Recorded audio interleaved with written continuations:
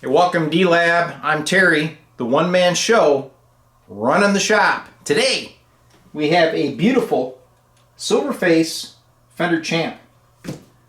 The fellow that sent this to me said he acquired it when he was 14 years old from another kid that blew the speaker. Well, it's been sitting a while, and I guess he fired it up and he was playing it, turned the volume, boom, she went dead. It did not blow the fuse. So he thought, well, I better get it off and get this thing looked at, and here it is at D-Lab Electronics. So let's see if we can determine why that Champ is dead. Alright, first we'll give her a good look over. You see the transformers are original, as well as that old Mallory filter cap. Sockets look good. It's not corroded. It's a very clean unit. Let's look underneath. Here we are, bottom side of the Champ. We'll just sweep across the bottom, see if we spot anything. Power transformer leads look good. I don't see any of that tar bubbling out. Main filter cap doesn't show leakage around the terminals. Got that old original 470 ohm bias resistor. And of course this cap back here, I've seen those short. Got all the old caps. She looks 100% original. He did say that the volume control was a bit flaky. I'm guessing. Yeah, see there's a lot of chucking in that control. It's probably bad. But what we're going to do first is buzz out the power transformer because he said it was dead. I have yet to see one of these Fender Champ transformers open up, but it can always happen. Let's go. Okay. We're ready to buzz out the amp. Got my Hioki meter set up on the 600 ohm scale. And you can see there is a vise behind my meter.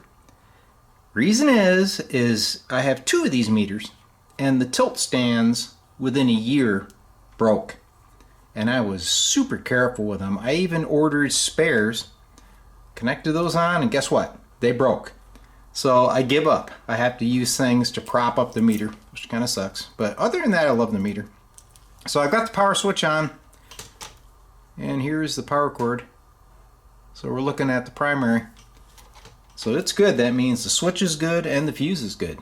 So let's go to the secondaries of the power transformer. Up here is the 5-volt winding. You see he's there. Then we have the high voltage winding. So we're going to go from there to there. Uh-oh. Yep. Meter's working. Alright, let's go from center tap to each side of the high voltage winding. That side's good, 181 ohms. But that side is open. So guess what? We have a bad power transformer in the Champ. So we better make sure that the output transformer is good. So it goes here to pin 3 of the 6V6, goes through the primary and ends up over here. Got about 280 ohms. We'll check that to ground. No shorts. Here's the secondary side. It's good too. Better check that for shorts, right? Ah, fooled you. One side is connected to ground, so it looks shorted. Okay, so it appears as though the output transformer is good. So you'd ask yourself, why did that secondary clear? Well, maybe it just did it because of age. Or maybe there was a load that it didn't like, and before the fuse could blow, it blew open the secondary of the high voltage transformer. So that could have been a defective 6V6, or the main filter cap could have internal leakage, and it decided to give a temporary short and pop that transformer winding. I don't know. But what we're going to do, since we have to change the transformer, is we're going to put in a new filter cap. We're going to change the eyelet caps. We're going to check the tubes, make sure that absolutely everything is fine. I'll bring it up on a variac and see if we can bring this Champ back to life. Well, here is the filter cap that I'll be installing. This is the CE manufacturing type. I have great success with these. And then we have the new power transformer, which was purchased from amplifyparts.com. So is the cap, by the way. So I'm going to start with those two major components, and then we'll go from there. Alright, so I'll get all this unwired. Everything's color coded, so installation is pretty easy. I already got the leads off the filter cap. I'll cut back when the new components are mechanically in place. Alright, I have the two transformers side by side. So you'll see that the replacement has a whole bunch more red wires than the original.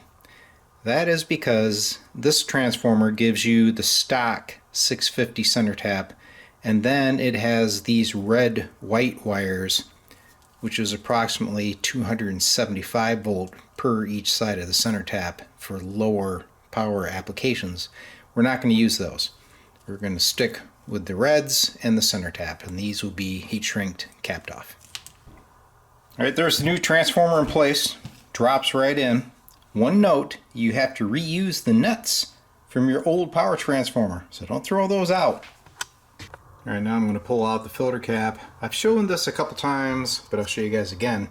The easiest way to get this cap out, two of the tabs are normally not soldered, so you can just bend them up, and then you have to heat one tab and bend it up so that the cap will move. Okay? Once you get her moving, you can just flex it and it'll fatigue the last tab, and then you can simply desolder, clean that up, mount in the new cap. Okay, well, I get this question every time I change out a filter cap. Well, did you check the other one to make sure that it was bad? No, but we'll go ahead and put my little nifty ESR meter on here and show you how the cap measures. Okay. Here's the deal, guys. When I'm working on these amps, I'm not going to try to save $30, $40 by not changing this cap and having the amp come back. It's 60 years old. I don't care if it checks good or not. It's coming out. Alright, the new cap is in place. It's ready to be soldered in. But that can be an issue unless you have Snozzeramus! Good evening. Sit back and relax. Light up an old ghoul.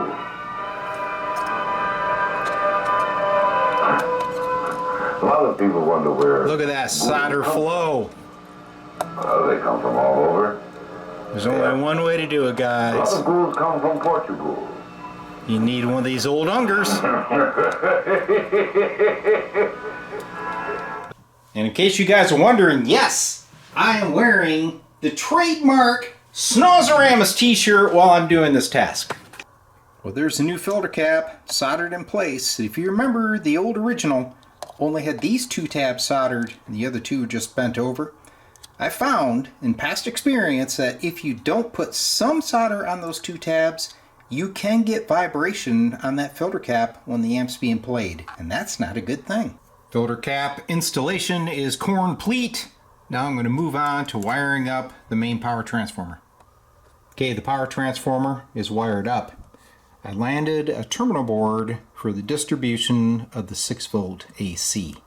I like to remove the high current lines going over to the lamp, so now it just has a little 22 gauge wire. The other thing I need to point out, you see this wire here, the green with the yellow stripe? That is the center tap for the 6-volt filament supply. If you wire this amp up the way it was originally, you do not want to connect that center tap to ground. If you do, you have about 3.5 volts on your filaments and you could possibly damage your transformer. This also allows the opportunity if you want to wire this with the center tap to ground and float the two filaments. But we're going to go ahead and keep it as original. If I notice some ground hum issues, we'll go ahead and do that conversion. Alright, so what I'm going to do right now is just a little power supply wellness check. So I have this amp on a variac. We're looking at one leg of the high voltage. Looking good. Let's see if we got our 6-volt AC. Yep, that's there too. And here is the 5-volt windings. Remember, I'm not applying full voltage, I'm just bumping it, make sure everything's cool. Okay, I need to get these other caps off the eyelet board before we install tubes. Okay, I'm bringing the amp up on a variac. That is the voltage across the cathode resistor. I'm watching the current on the variac. Looks good. See, we got some white noise there. But turn down. She's nice and quiet. Everything looks good. Time for me to sit here and monitor this amp, make sure that everything's stable. But I'm pretty confident it's fixed. Now I'm monitoring the high voltage. Also take a temperature gun and I watch the filter cap, make sure I don't see any heating. I haven't seen it happen on the CE manufacturing caps, but old stock ones do warm up when they're failing. Alright, I've connected a looper.